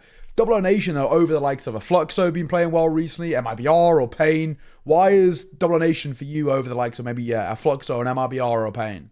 The Brazilian teams are a weird one because I almost would have put Fluxo in there instead of 00 Nation because they're not even working with Taco at the moment, but they still look good. Like Cold Zero's getting better form since he's been taking over some in-game leading roles. I would maybe substitute those two, but I think it just comes down to what kind of form they come into the RMR with. Yeah. And that is something that is that's just impossible to predict. Basically, I Exactly. don't know how to pan that. Fair enough. And we'll finish things off over towards Asia. And of course, kind of the big question there is in and around that top 3, top 4. You've got for Rare Atom and Greyhound over IHC. So the IHC roster troubles, they're kind of making you feel a bit nervous about them. I hate it. I hate everything about it. They've got other things in the calendar alongside the RMR, and they're making roster moves, and we don't even know who that is just yet. Like, it has to be somebody that's got some crazy star power. Otherwise, I just have no faith that IHC are going to do anything. And then Rare Atom as well, you know, for you, even though this is a side who have generally struggled, last RMR they struggled, lands have not always been their best range, do you think when it comes towards when they're in Mongolia, they're going to be okay? This is the best time for them. I'd see a little bit of roster instability. Rare Atom, I've always made the argument that, you know, domestically they actually might even be the better team overall, but IHC have just made these bigger international opportunities happen for them. So I think this is Rare Atom's time to get out. I got some faith in them. All right, fair enough. Well, mate, thank you very much for joining us, and we'll move on to the next guest. Thank you. Hello, welcome, Zerpherr. Thank you very much for joining, brother. It's good to have you on. Thanks very much, mate. I had to come back, you know. Exactly. Second place last time. I had to come back and, you know, try and beat Nate Safix, I think, got me last time just by 1 point. So, you know, I'm out here for blood. I'm out here for that Diamond Neo. Okay, well, let's just go straight into the picks. We'll start with EUA. So we'll go from the bottom up, right? And I think potentially the bottom, in your kind of bomb out section, there is a couple of somewhat bigger names. Sprout being one of them, but I think there's probably an understandable reason behind that. Saw will be looking okay. So, I mean, talk me through those initially. Sprout, Saw, in towards that bottom. Talk me through bomb out. Okay, well, looking at Sprout, I think, okay, yeah, they have picked up Azure, but, you know, they've got 2 players coming back in. You know, as obviously Zyphon stepping back into the lineup. Yeah. Man, I just think it's too much in such a small space of time. It's going to be difficult for a lot of people to adjust. And, you know, it's a tough group. It really, really is. So somebody had to go down there. Sprout are. Okay, all right, makes sense. And then we're going to move one more up. We go towards the likes of the LCQs and challengers. And these are the guys who, of course, you know, they're decent. They're going to make it somewhere, but not exactly in the most comfortable fashion. You've got both the UK teams, so I'm assuming you have the kind of that pride there. The UK and Irish boys, they're going to make it through in your eyes. Yeah, I mean, I had to put the Viperio boys in Challenger. I'd never hear the end of it, you know what I mean? But of course, ITB down there. I think, you know, Viperio and ITB could both make the last chance, but I think one of them actually might surprise us and make the Challenger. I think it might be Viperio. Then Gamer Legion and 1 win down in the last chance qualifier. You know, they could definitely be up in Challenger, but there's just so many tough teams in there, man. And 1 win, to be honest, I don't think they've looked that great right now with the new additions. So we'll see what happens. But yeah, definitely, I think the UK boys definitely have a chance. And then talk me through kind of both Legend and Challenger in a sense that you've got the likes of maybe Outsiders and OG who may be a little bit rogue picks, but then you've got kind of Fnatic, B&E, Mouse in towards Challenger. What kind of differentiates the likes of Outsiders and OG above the likes of maybe your Fnatics or your Mousers? Definitely a tough choice. But I think Outsiders, they just have that like championship mentality that when it gets to, you know, the like nitty gritty, the late rounds, Outsiders can just always seem to pull a game, you know, pull the rabbit out of the hat. Yeah. So I think I put them there.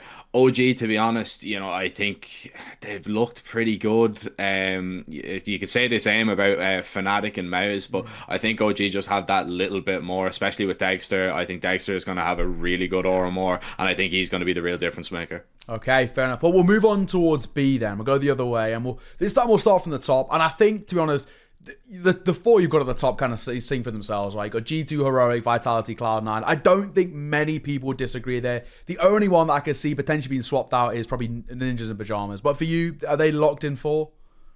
Top 4, I think maybe top 3, you know, G2, Heroic, and Vitality definitely in there. Now, Cloud9 and Spirit, in my opinion, could switch.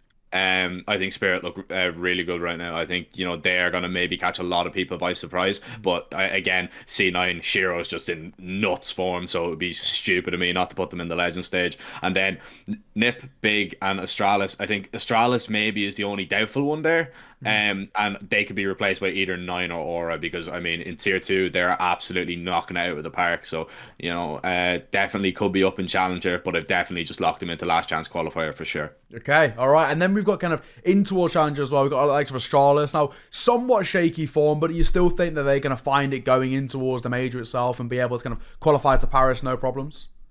Yeah, I think so. I mean, like a lot of people love, taking the mick and shitting on Astralis. Like, yes, it's very fun to do, but they are a good team. Like, they've got Blame F in there as well. Blame F has looked really good, especially in the closed qualifier for the RMR. I think Blame F, he had the highest T-side rating, for the whole entire event. So I think he's definitely somebody to watch out for, and yeah, he'll be more than enough, I think, to get Astralis definitely into the next stage. Okay. Well, talk me through kind of the last two, LCQ and Bomb Out. This one feels slightly interchangeable. You've gone with Aurora N to 9 in towards the LCQ and then in towards Bomb Out. Maybe a couple of big hitters. I think Eternal Fire could be one to be argued. Fours have their okay form here and there. Monty have been on some decent form in tier 2, but are you pretty secure with these?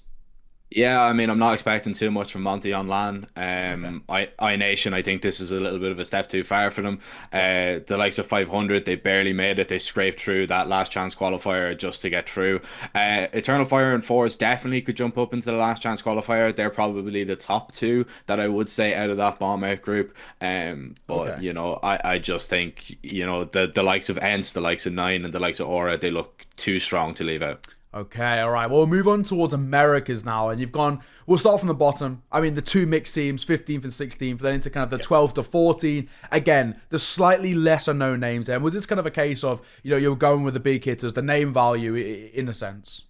Yeah, I mean, it's going to be very difficult as a mix to come into the Americas or more, but I will say, like, looking through this on paper, this should be like one of the most competitive America RMRs that we've had. So definitely some of them can jump up or drop down, but I think the bottom 5 definitely are nailed on for sure. It's when we get into that kind of 6-11 challengers stage, that's when it's going to get really messy. Okay, I agree. And then we'll go up towards kind of right to the top, Legend stage. You're going for Liquid above the likes of, Complexity, Furia, Imperium, ABR. What puts Liquid above kind of the rest there?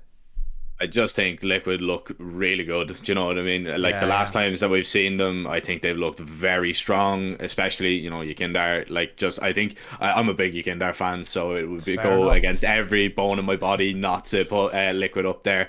And, Fury have looked a little bit ropey. Complexity, they're a little bit hit and miss. I think they're a lot better, of course, now, especially, since they brought in Halzerk, I think they've, continued to improve. But do I think that they're on Liquid's level right now?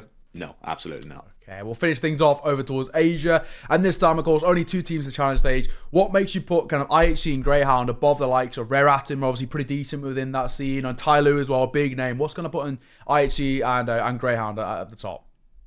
IHC, again, they've looked really impressive, even though, of course, with the news coming out about Score, I still think, they've got Cabal coming back in, right? So he's going to be playing.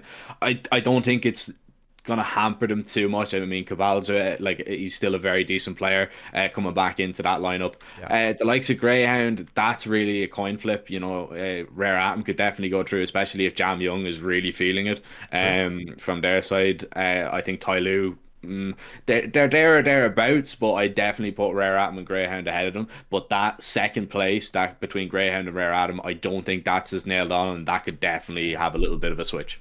Well, there we go, mate. Thank you very much for joining us. I appreciate it. We'll move on to our next guest. Right, people. So, of course, as we always do with all of these videos, we always have kind of my opinion at the end. We've heard from all the analysts, all the other talent. Now it's my turn. You may realise I'm in a slightly different background, a slightly different venue. I am at the hotel for the RMR. It starts tomorrow at the time of recording, so it's the 5th as of right now. I'm going to quickly run through mine, and then my editor, lovely Vake, she's going to put it all together and make it all work wonderfully. So, I'm going to start with EUA, then go to B, then go to Americas, then go to Asia, and you should be able to see them somewhere on the right-hand side, I think. Somewhere near, in and around my head. So, anyway, let's kickstart things. Very, very simple. I'll start towards the top. FaZe, Na'Vi for me seem like shoo-ins. Outsiders when it comes to a major cycle, very, very solid team. And Fnatic, I think they may just have a little bit kind of extra above the likes of like a Mouse, for example. I think those two are sort of interchangeable, but I'm just going to go Fnatic. I feel like Mezzi can really do a good job to solidify these guys into Legend stage. So all in all, very good there. In towards Challenger, I think Mal's, B&E, OG are all complete shoo-ins. I'd be very surprised if they really struggle and maybe drop into towards an LCQ.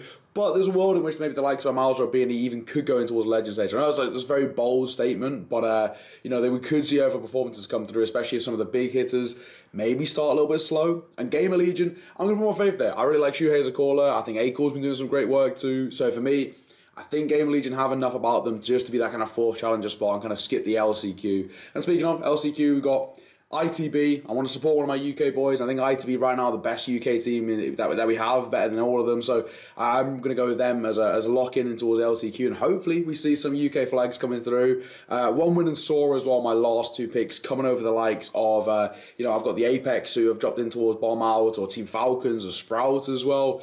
I like One Win. I think they're a very solid team. I think Deco's a really, really solid player. On his day, he can really step up. I think Travis is unbelievable as well. So all things considered, we could really see some of these guys have these massive performances come through. Does it happen? Who knows? They're inconsistent, so I think it is a little bit risky. And same with Saw. I think Jerks and Story, who came from FTW, both really solid, but they can have these inconsistent performances. So I think it's going to be a little bit rough. And for Sprout, just touch on them very quickly before I move on to EUB, I just really don't like the performances from them at the moment. They've won 5 games the last 20 this entire year. It's not a good run of form at all. Something along the lines of kind of 5 wins and 15 losses in the last 3-4 months. Horrible run of form.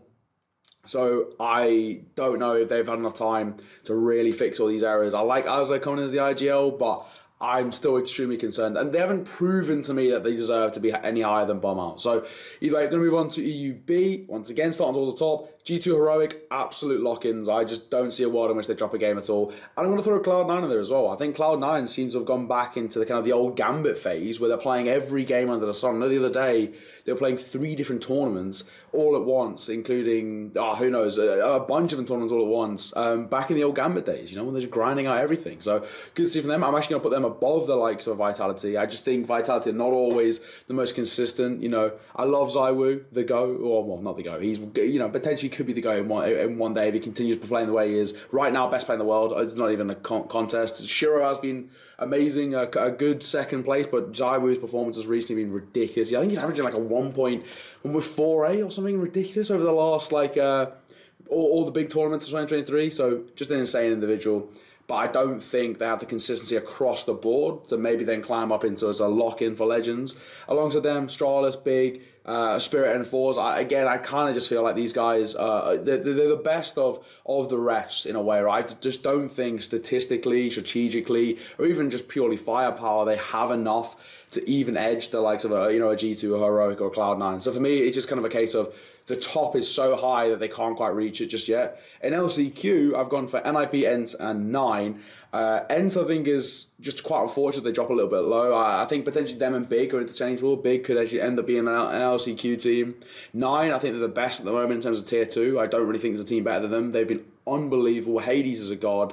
Just a super talented dude. And Nip have just been brutal. They are not looking good at all. I really like Hedrick as an individual, but it's not working. And funny enough, I really think they need an AWPer in a weird way, and I think they should put Hedrick onto rifling. I just think he's a better rifler. So, I don't know. I'm worried about them. I think there's a world in which one of the LCQ guys doesn't do that great, and we could see the likes of maybe an Aurora come up. Eternal Fire, another good shot as well, but they do have this kind of tendency to have these inconsistent performances or really underperform when it matters most.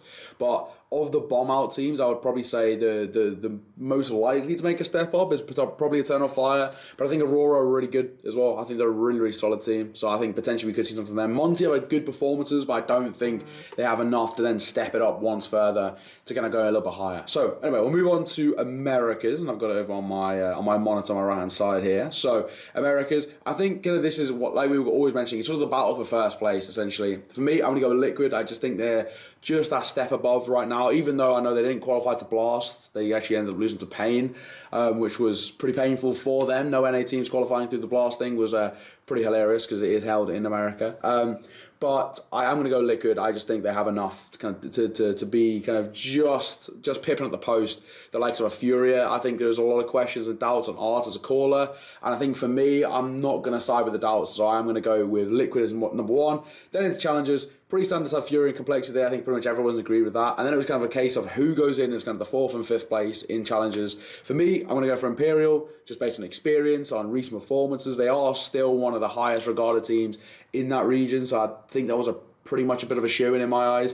And then I'm going for Pain, for obvious reasons. Pain recently have been unbelievable. I think there was a lot of question marks about when PKL got dropped from the roster, and I myself was like, okay, well, that's the big calling gone.